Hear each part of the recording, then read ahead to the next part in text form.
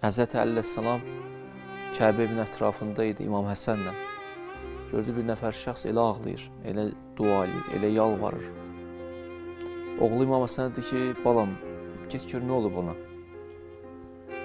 və çağır onu. Həzrəti İmam Həsən gəldi, onu çağırdı, dedi, atam çağırır. Peyğəmbərin əmisi oldu.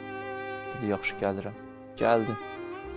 Gəldi dayandı Əli əleyhissalamın yanında, dedi ki, niyə, nə istəyirsən belə ağlayaraq, bu cür nə şəkildə, nalə edirsən, necə hacətin var mühüm.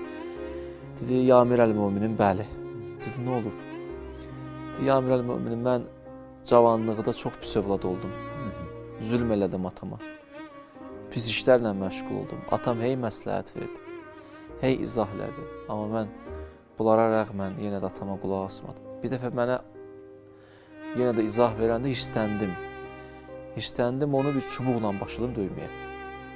Bunu əleyhissalama deyir. Və döydüm atamı.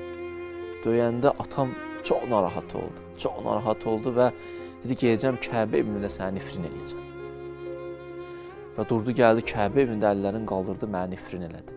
O gündən mənim bədənimin yarısı iflisdir. Dedi, bəs sonra nə oldu? Dedi, mən səhvimi başa düşdüm. Bir müddətdən sonra bildim ki, o nifrindir məni bu hala salıb. Mən bədbəxt olmuşam. Ata nifrini belədir. Bəzi vaxtlar elə nifrini ruhu adamın iflici olar. Heç qabağa gedə bilmir. Ruh gedə bilmir də, inkişaf eləmir. Mənəvi kamalı yoxdur. Ruhu iflicidir bunun. İndi bunun bədəni iflici olmuşdu. Dedi, nə oldu, peşman oldu sonradan, bəs niyə atama, yəni nə baş verdi? Dedi, getdim atama, yalvar, yaxar elədim, mənə halallıq ver. Atam dedi ki, bala, halal eləyərəm səni. Deyib, danışdım ondan ki, gedək Kəbə evində. Ya indi özü mənə dedi, gedək orada ki, səni nifrin eləmişəm, orada da dua edeyim də. Deyir, mən də razılaşdım, oturdu, indi atam dəvə idi, at idi. Gətirirdim onu Kəbəyə, gətirə bilmədim. Ölüm mələyi yaxaladı. Atam dünyasını dəyişdi. Gəlib orada mənə dua eləyə bilmədi. Əleyhissalam qayıtdı ki, narahat olma. Atan daha istəyib sənə dua eləsin. İndi mən sənə dua eləyərəm. Sonra əllərini qaldırdı göyə Əli, Əmirül-Müminin başladı ona dua eləməyə.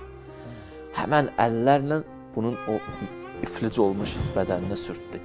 Yazılsa mən bir dənə söz demişdim, o əl ki qalxır səmaya, Allahın rəhmət əli deyər, sürtün üzünüzə. Gətirdi, sürtdü onun bədəninə belə.